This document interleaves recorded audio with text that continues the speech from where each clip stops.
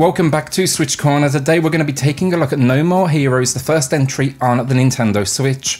This one, it sees Suda51 bringing back what would now be considered a classic in advance of No More Heroes 3. But how does this original, stand up 12 years after its initial release? And is it worth a revisit or even a first time visit for newcomers? Well, hit subscribe if you love the Switch as much as we all do here. Join our growing family and let's get started.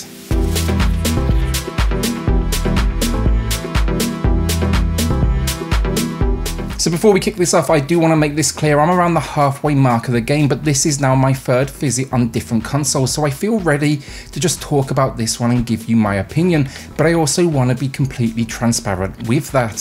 So story here, and we'll be following one Travis Touchdown, an anime, wrestling and video game fan, who just happens to also be an on-the-rise assassin as well. In fact, his So on the Rise is ranked 11th out of the top assassins in this world, because yes, in this world, they have like an assassin leaderboard. And the story idea, it basically centers around this. You're going to travel the town of Santa Destroy with your beam katana in hand and take down those above you so you can earn that #1 spot.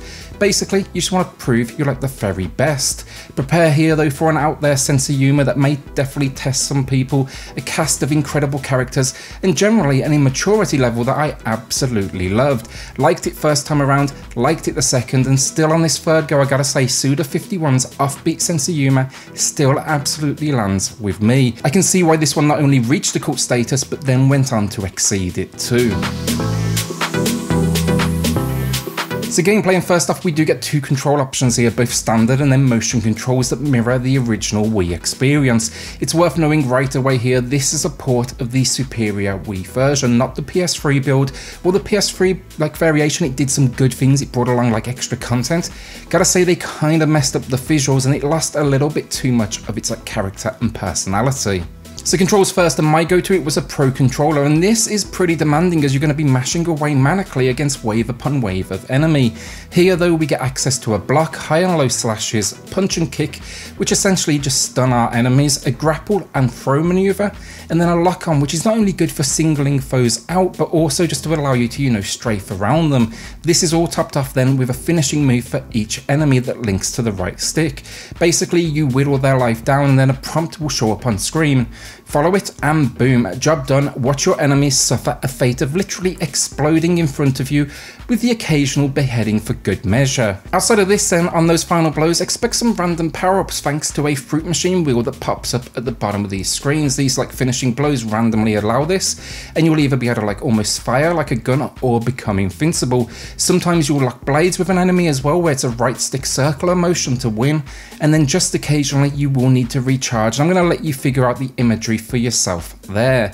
If you've ever had concerns about Joy-Con drift though, I would keep this game far away from your Joy-Cons because you're constantly jamming that right stick, and I've never played a game that depends on it so much. Okay, so now motion controls, and before you get all excited at the prospect of swinging your Joy-Cons around your head to, slash down your enemies, like the Wii original, unfortunately, that is not the case. The only thing you really use motion for is the height of your beam katana. You want a high slash, you're going to lift that Joy-Con up. You want a low slash, you guessed it, lower that Joy-Con down. Sadly, this is not, one-to-one movement for the swinging, nor was the original, and I gotta say honestly, you'd be absolutely exhausted if they did it, so I can see why it's still an omission, even if the idea on paper sounds absolutely badass. The movement high and low, it's solid enough in how it works, but it's not enough immersion for me to give up the accuracy the standard 2-button setup provided me, even if I do get to slash in the direction of those finishing blows. So gameplay here basically goes like this. You're dropped in the town of Santa Destroy. You'll drive to your opponent's location. You're going to face waves of their individual gangs before taking them on in a boss battle where no two, I've got to say, are the same. 10 bosses and some grunts to take down. It doesn't sound like a huge amount of gameplay, but there is requirements to access these. This is where the open world comes in. You're going to have access to a bike and you can travel this city, picking up side missions, taking on jobs, or maybe even if you feel like it, go spend some cash shopping on things like a new wardrobe. While you will find mini assassination missions in this world, perhaps the weirdest element, it's got to be the jobs. Think collecting coconuts, cleaning the streets, or even mowing lawns. Some are fun, some not so much, but it for sure adds variety to the mix. Sadly though, I gotta say the weakest part of this game is this open world. It always has been, honestly, and the motorbike controls here, every year they just get worse and worse. It's like someone strapped concrete to a couple of wheels and said, there you go, that will absolutely do. The world then is empty as well, and it's just not particularly fun to explore. It tends to involve a whole lot of backtracking too. Also, the minimap you see in the corner, every time I play this game I feel worse and worse about how lacking it is. The only other thing in this world then, it's got to be your apartment where you can get changed, save the game by visiting the toilet, listen to your voicemails, play with your cat, or even look at your collectibles that come in the form of playing cards and wrestling masks that you will find to collect around this world. These playing cards and masks definitely adds for some replayability for this one. So this is for sure not a subtle game, and while the open world is lacking, I can't deny that combat, that core experience is still absolutely incredible. It's visceral while like retaining a sense of humour unlike any other game out there. Now sure, that open world that punctuates these missions, it's going to be tedious, especially in 2020, you know, 12 years later, but it doesn't matter when what is sandwiched between still feels so good.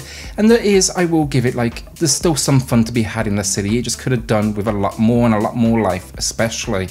The final thing with this one, gameplay wise, it is a remaster, not a rebuild, meaning it's a visual upgrade and basically a controller switch up. That means it's bringing problems of the generation along for the ride. Think like a wonky at times camera, especially as you approach staircases in this game, a higher difficulty curve as well than most games would be willing to have nowadays. And then the frame rate, it's not bad. In fact, a lot of the time it is hitting just like a locked out 60, but for sure I will say, like, expect some drops that will go down to that 40-50 mark, especially with like a lot of enemies on screen. Overall gameplay wise, while it shows its age in areas like the small open world, the mini map and so on, it still has it where it counts the humour and then of course the combat. Just all those weird little moments as well that make it so unique, and it made it so unique back in the day as well. There's still no game I can really compare this one to outside of maybe like some Suda51's other IPs. So graphically speaking, I was a little nervous. The introduction video and menu, they looked really weak, like blurry almost in fact. Kind of panicked a bit at that very moment. Fortunately, it quickly put my nerves to bed though, as once you actually get into the game, this is a good looking remaster where that sharpness and resolution, they've done honestly wonders to the source material. The characters, they look as great as ever, and they almost embody now that cel shaded style that they obviously always intended. Also with the improved output, the shadow work, the models, they've really become something special to look at. Sadly though, locations, you know, Santa Destroy, very much a product of its time, low texture detail, somewhat repetitive, and the city, as I said, absolutely lifeless. It amounts to little more than drive to a location, jump into a menu. That said, it's the best the game has ever looked, there is no question about that. Audio then, and we get the voice acting again. It's very much B-movie level, but it's all part of the charm, each demonstrating their own unique personality. But with this one, it's the music where No More Heroes shines. Always has, always will. The composer here has worked on a number of titles, including Smash, and yeah, he absolutely knows what he is doing. It's upbeat, it goes everywhere from electronic to rock to funk, but it for sure just helps add a stamp of personality because every single opponent here gets their own like theme song. Sound effects then, and the beam katana really is the focus, let's face it, and we all look at it as a lightsaber, and this thing has some serious weight behind it. It's absolutely awesome. So yeah, just look, overall top marks in audio. So overall, No More Heroes is a 12-year-old game, and that for sure shows. Dated mechanics in relation to the open world, the minimap still sucks, and generally these moments do outstay their welcome. If one addition would have been nice, it would have been just like a mode that cuts out all the open world stuff and plays like the arcade game it so often feels like, just taking you and jumping from location to location. That said though, you'd miss out on some truly memorable story moments and jokes that you will only find in a Suda51 piece. Like, I played this back in the day, I played the remaster from the PS3, and now on the Switch I still get that same feeling, which is I'm playing something wholly original and unique. Would I recommend this for new players? I do think so, but just know, like any, I guess at this stage, almost retro experience, this won't have all the comforts you are used to. What it does have though is some of the most creative boss moments, fantastic set pieces, and it basically gives you a lightsaber and tells you to go kill everyone in sight.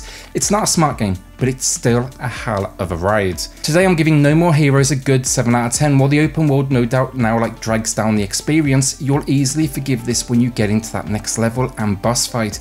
You just just gotta, you know, earn that right to progress, and this is very much a case of it's absolutely worth grinding through these moments that punctuate kind of the heart of the game. Thanks for watching. It is for sure great to see Travis back, and this one, it's just a personal favourite of mine, so let me know if you do have any questions down in the comments below.